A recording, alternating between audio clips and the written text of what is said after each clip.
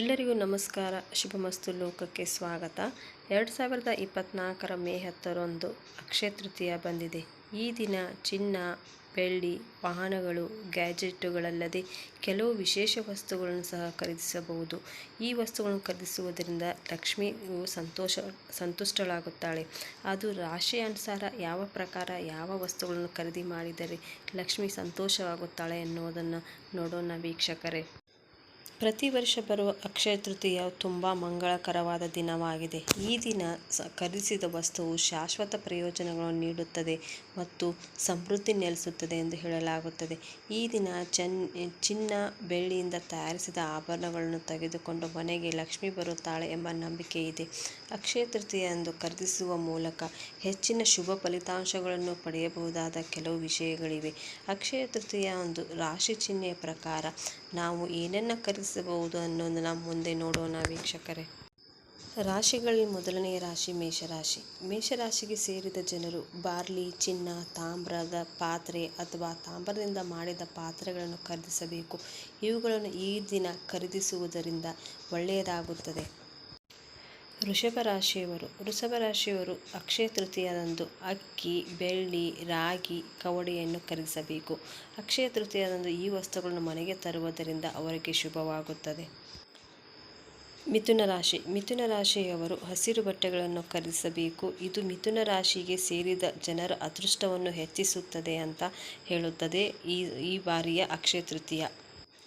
ಮುಂದಿನ ರಾಶಿ ಕರ್ಕಾಟಕ ರಾಶಿಯವರು ಗೋಮತಿ ಚಕ್ರ, ಬೆಳ್ಳಿ ಖರೀದಿಸಿದರೆ ತುಂಬ ಒಳ್ಳೆಯದು.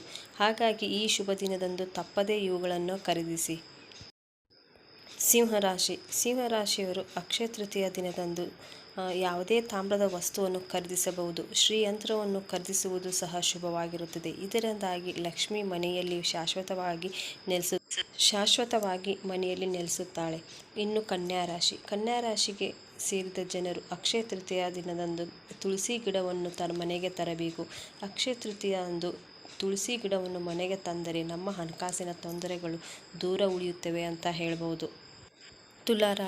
ತುಲಾರಾಶಿಗೆ ಸೇರಿದ ಜನರು ಅಕ್ಷಯ ತೃತೀಯದ ಶುಭ ದಿನದಂದು ಶಂಖ, ಗ್ಯಾಜೆಟ್ಗಳು, ಚಿನ್ನವನ್ನು ಖರೀದಿಸಬಹುದು. ಇವು ನಿಮಗೆ ಶುಭವನ್ನು ತರುತ್ತವೆ. ಹಾಗಾಗಿ ತುಲಾರಾಶಿಯವರಾಗಿದ್ದರೆ ತಪ್ಪದೇ ಇವುಗಳನ್ನು ಖರೀದಿಸಿ. ಇನ್ನು ವೃಶ್ಚಿಕ ರಾಶಿಗೆ ಸೇರಿದ ಜನರು ಅಕ್ಷಯ ತೃತೀಯ ದಿನದಂದು ಬೆಲ್ಲ, ಚಿನ್ನ, ಬಾರ್ಲಿಯನ್ನು ಖರೀದಿಸಬಹುದು. ಧನುರಾಶಿ.